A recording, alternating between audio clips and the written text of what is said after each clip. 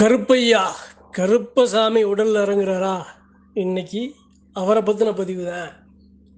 கருப்பசாமி கருப்பன் உடல்ல இறங்குனாரு அப்படின்னா இந்த தேகம் எப்படி இருக்கும், அவர்களுடைய எண்ணம் எப்படி இருக்கும், அவர்களுடைய செயல்பாடு எப்படி இருக்கும் அப்படிங்கிறதா இன்னைக்கு உண்மையான பதிவு.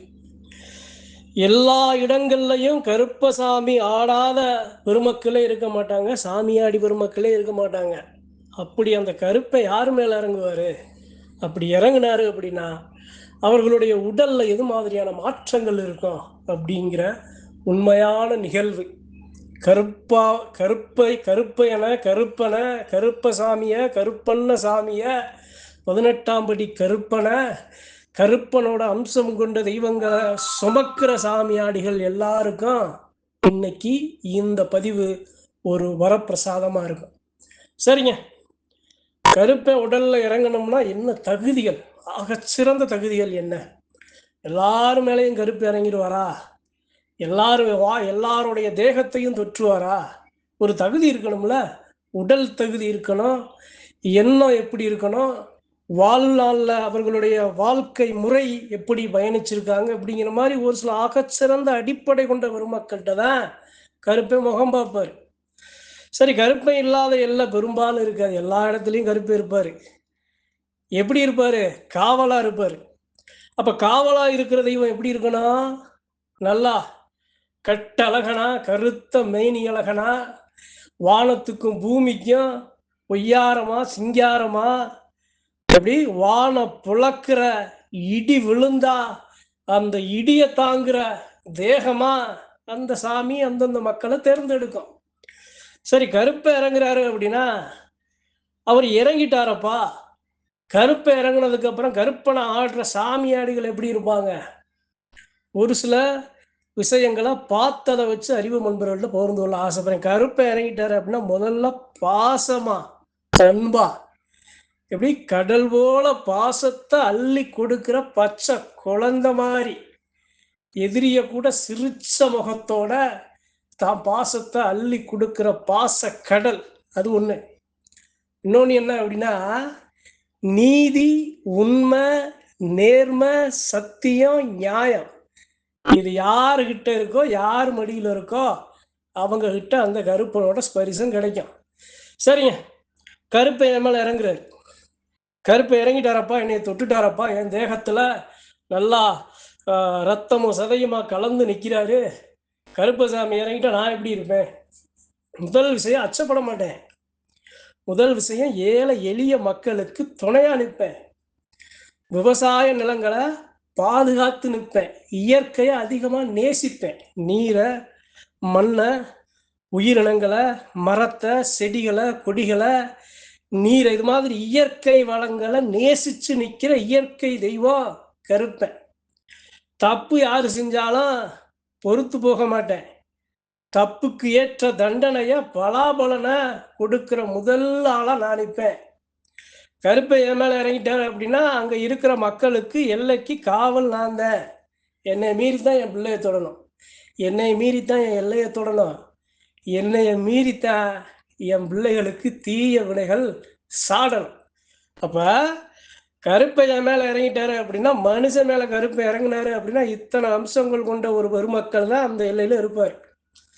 யாரப்பா இவன்?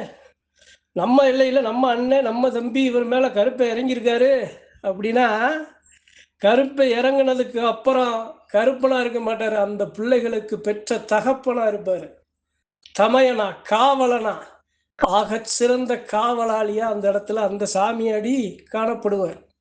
வாக்கு, அந்த வாக்கு எப்படி இருக்கும் அப்படின்னா, வாக்கு உன்னுடைய குறைகளை நிவர்த்தி செய்கிற வாக்காகவும் இருக்கும், உன் குறைகளை சுட்டி காட்டுற வாக்காகவும் இருக்கும், நீ செஞ்ச தவறுகளை இனிமேல் செய்யக்கூடாதுன்னு சொல்ற வாக்காகவும் இருக்கும். அந்த வாக்கு இனி வர்ற காலங்களில் நீ எப்படி நீ இருக்கணும், நீ நடக்கணும் அப்படிங்கிற வழிமுறைகளை சொல்லி கொடுக்கறதா இருக்கு அந்த வாக்கு. வர்ற வாக்கு 100% பலிதமாகும். சரி, கருப்பை மலை போல நிற்கிறாரு அப்படின்னா, கருப்பை இறங்கும்போது இந்த மேனிய பொன் மேனியாவும் தொடுவார், நெருப்பாகவும் தொடுவார், நீராகவும் தொடுவார். எப்படி கோபமா வரும்போது அந்த கருப்பனை இந்த உடல்ல சுமக்க முடியாது. உடல் இரும்பா மாறும், நாடி நரம்பெல்லாம் முறுக்கேறும், மலைய முழுகுன மாதிரி இருப்போம். அதே சமயம் சாந்தமா இறங்குனாரு அப்படின்னா சக்கரை சிரிப்போட பார்க்குற சனங்களை, ஆச்சார விபூதி கொடுக்கிற மக்களை குழந்தை போல அரவணைச்சு கட்டி அணைச்சு முத்தம் கொடுத்து அவர்கள் செய்த புண்ணிய தான தர்மங்களுக்கு ஏற்ப பலாபலனை கொடுக்கிற தெய்வமா கருப்பனை சுமக்கிற சாமியை. கருப்பன் வந்துட்டாரு அப்படின்னா இது நெருப்பு, இது அருவா, இது சுடும், இது உடலை பாதிக்கும்லாம் பார்க்க மாட்டாரு. அவர் விரும்புறது கருப்பன் ஒரு சில பெரிய கருப்பனோட அம்சம் கொண்ட பெருமக்கள்லாம் அருவா மேல ஏறி நின்று ஆடுறது, நீரில் நீந்துறதுக்கு சமமா மகிழ்ச்சியா அருவா மேல ஏறி ஆடி வாக்கு சொல்லி வர்ற பெருமக்க. அப்ப நெருப்பா அக்கினியா, ஆன பந்தமா அக்கினியில வாக்கு சொல்லி வர்ற பெருமக்க, அக்கினிய சாட்சியா அக்கினிக்கு நிகரா சுத்தமான வாக்க சொல்லி வர்ற மக்க, அக்னியை சுமந்து ஆடுற கருப்பனோட அம்சங்கள்லாம் ஏராளம். சரி, கருப்பன் மேல நான் கருப்பனை நான் சுமக்கிறேன் அப்படின்னா அந்த கருப்பனுக்கு நான் சரியா இல்லை அப்படின்னா என்னைய முன்னேற விடாம, வளர்ச்சி இல்லாம, வறட்சியில, பசியில, பஞ்சத்துல என்னைய நானே காயப்படுத்திக்கிறேன். கருப்பனை சுமக்கிறேன் அப்படின்னா கட்டுப்பாடு எனக்கு இருக்கணும், கண்ணியம் இருக்கணும், ஒழுக்கம் இருக்கணும். இதெல்லாம் நான் தவறுனேன் அப்படின்னா கருப்பனோட கோப குறிக்கு நாளாவேன். கருப்பன் இருக்காரு அப்படின்னா ஒரு எல்லையில சாமி அழைச்சி வர்றாங்க, ஒரு எல்லையில கலரி விழா, அந்த எல்லா இடங்கள்லையும் சாமியை தட்டி எழுப்ப போறாங்க. ஒரு எல்லையில அந்த சாமிக்குரிய படையலை கொடுக்க போறாங்க, காவை கொடுக்க போறாங்க. ஒரு எல்லையில கன்னி தெய்வங்களுக்கு பூசை கொடுக்க போறாங்க. ஒரு எல்லையில எல்லா சாமியாளுக்கும், எல்லா சாமியாடிகளுக்கும், எல்லா மக்களுக்கும் மரியாதை செலுத்த போறாங்க அப்படின்னா அது எல்லாத்தையும் முன்னாடி நின்று சிந்தாம சிதறாம அழகா முழுமையா பூர்த்தி செஞ்சு கொண்டு வர்றவரும் கருப்பன் தான். கோவிச்சுட்டு போனா யாராலையும் அவருடைய கோபத்தை சரி பண்ணி திருப்பியும் கொண்டு வர முடியாது. பாசத்துல அவரை யாரும் அடிச்சுக்கவும் முடியாது. சரி, கருப்பன் என் மேல இறங்குறாரு அப்படின்னா ஒரு இடத்துக்கு போறேன், அந்த இடத்துல தவறான நிகழ்வு இருக்கு அப்படின்னா கருப்பன் மலை போல இறங்கி காட்டி கொடுப்பாரு, பிரச்சனையை சரி பண்ணி கொடுப்பாரு. நீதியானவன், உண்மையானவன், ஏழை எளிய மக்க தீய வினைகள்ல பில்லி சூனியம் செய்வினை ஏவல்ல பாதிக்கப்பட்டு நிற்கிறேன் அப்படின்னா அவர் வச்சிருக்க சாட்டை, அவர் வச்சிருக்க சூரி, அவர் வச்சிருக்க ஆயுதம், அவர் அணிகிற செருப்பு, அவருடைய மாராட்டி சங்கிலி, அவர் மேல வர்ற சந்தன வாசம், இந்த தீய வினைகள் எல்லாத்தையும் சரி பண்ணி கொடுக்கும். கருப்பனை சுமக்கிறது சாதாரண விஷயம் அல்ல. ஒரு சாமி கருப்பனை கட்டுப்படுத்தணும் அப்படின்னா கையில எலுமிச்சங்கனி வைக்கணும். ரொம்ப உக்கிரமா வருதுன்னா சாதாரண மனுஷன் அந்த கருப்பனோட கோபத்தை, அந்த தேகத்தை உடம்புல தாங்கிட முடியாது. எலுமிச்சங்கனி இருந்தா தான் கருப்பனவே தாங்க முடியும்.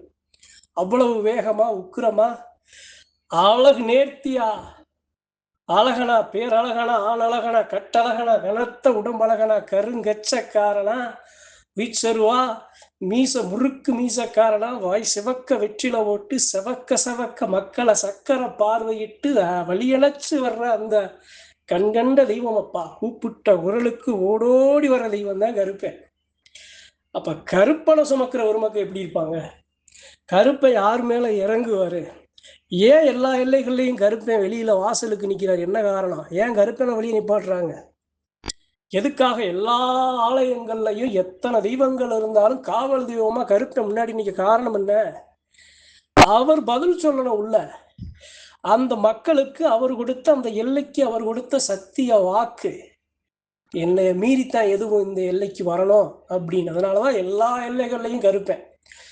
தங்க முகம், முகத்துக்கு முகம் தங்க முகம், எந்த முகம் காற்றையோ அந்த முகம். தீய வினை செய்யறியா, சித்து விளையாடுறியா, செய்வினை வைக்கிறியா, வினை வைக்கிறியா, மந்திரம் வைக்கிறியா, இது மாதிரி எல்லாத்துக்கும் எதிர் மந்திரம், எதிர் வினை, எல்லாம் சகல வித்தைகளும் கற்ற சகலகளா வல்லவன் தான் ஐயா கருப்பன். அந்த கருப்பனை சுமந்து ஆடி நிற்கிற பெருமக்க கருப்பை மேல வந்து இறங்கிட்டாரு, மலை போல இறங்கிட்டாரு, உண்மையா வந்து இறங்கிட்டாரு அப்படின்னா சாதாரண சக மனுஷனா பார்க்கக்கூடாது, கருப்பனா பாதிக்கணும். அந்த தெய்வம் என்ன கேட்கும்? அதை அறிஞ்சு மனமறிஞ்சு குணமறிஞ்சு அந்த கருப்பனுக்கு பக்கத்துல ஆச்சார விபூதியா தெய்வகனி எலுமிச்சங்கனியா அவர் என்ன விரும்புகிறாரோ அதை வலப்பக்கம் இடப்பக்கம் அணை கட்டி அவரை அழைச்சி வழி அழைச்சி கொண்டு வரணும். ஒரு சில இடங்கள்லாம் கருப்பனை சங்கிலி ஓட்டு இழுத்து வருவாங்க. வேகம், உக்கிரம், அவ்வளவு உக்கிரம். சங்கிலி இருந்தா தான் அவரை கட்டுக்குள்ளேயே அடக்க முடியும். சங்கிலி இருந்தா தான் அவர் சரியா அவரை பயணிக்க முடியும். நாலா பக்கம் இழுத்து வருவாங்க. ஒவ்வொரு அவர் வச்சிருக்க ஆயுதத்துக்கு ஒவ்வொரு மகத்துவம் இருக்குங்க. மகத்துவம் இருக்கு. வேல் கம்பு இருக்கு அப்படின்னா அந்த வேல் எதுக்கு தெரியுமா? செய்வினைகளை வெட்டி வீசுறதுக்கு. கூர்மையான அந்த வேல் தீய வழியில் வர்ற கூர்மையான மந்திரங்களை, தீய மந்திரங்களை சிதைக்கிறதுக்கு. கையில அருவா வச்சிருக்காரு அப்படின்னா ஏன் அருவா வைக்கணும்? கருப்பசாமி அருவா வைக்க காரணம் என்ன? என் பிள்ளைய என்னைய மீறி சத்தியத்துக்கு எதிராக தொடுற மக்களுடைய தலை உடம்புல இருக்காதுங்கிறதோட சாட்சி தான் அவர் கையில வச்சிருக்க விச்சருவா. விவசாய நிலங்களை பாதுகாத்து தீய வினைகள்ல எல்லாத்தையும் அவர் வச்சிருக்க அந்த கருங்கச்சையும் சரி, அவரு காலில் அணிஞ்சிருக்க தண்டையும் சரி, கழுத்துல போட்டிருக்க தண்டையும் சரி, மாராட்டி சங்கிலியும் சரி, அதனுடைய வேகம், அதனுடைய சலங்க, அதனுடைய சத்தம் எல்லாத்தையும் கண்டு அஞ்சு நடுங்க. அவர் ஓட்டு வர்ற செருப்பு சத்தம் தீய வினைகள், தீய சக்திகளோட கொலை நடுங்கும். அவர் எரிகிற ஆகாச சோறு இருக்குல்ல, அந்த சோறு எப்படி சொல்றது அப்படின்னா, யானைக்கு பசி எப்படி இருக்குமோ அந்த பசியை நமக்கு தீர்த்து கொடுக்கும். அந்த ஆகாச சோரோட சக்தி அப்படி இருக்கும். அவர் எடுத்துட்டு கொடுக்கிற மிச்சம் அந்த ஆகாச சோறுக்கு பல சக்திகள் வந்து நிற்கும். அப்பேற்பட்ட மாபெரும் சகலகளா வல்லவன் தான் கருப்பன். இன்னைக்கு இந்த பதிவுல கருப்பனை பத்தி சொல்ல காரணம் என்ன அப்படின்னா, கருப்பனை சுமக்கிற ஒருமக்க வானத்துக்கும் பூமிக்கும் சத்தியத்துக்கும் நிலையா எதுக்கும் அச்சப்படாம முன்னாடி நின்று காத்து வரணும். சாமியாடிகள் கருப்பனை போல எண்ணம் கொண்டு அந்த எல்லையை அரவணைச்சு வரணும் அப்படிங்கிறதுக்காகத்தான் ஒரு சில விஷயங்களை கருப்பனை பற்றியும், கருப்பனை சுமக்கிற சாமியாடிகளை பற்றியும், அவருடைய அம்சங்களை பற்றியும், அவருடைய குணங்களை பற்றியும், அவருடைய சிறப்புகளை பகிரவே இன்னைக்கு இந்த பதிவு. நன்றி, வணக்கம். மற்றும் ஒரு பதிவில் சந்திப்போம்.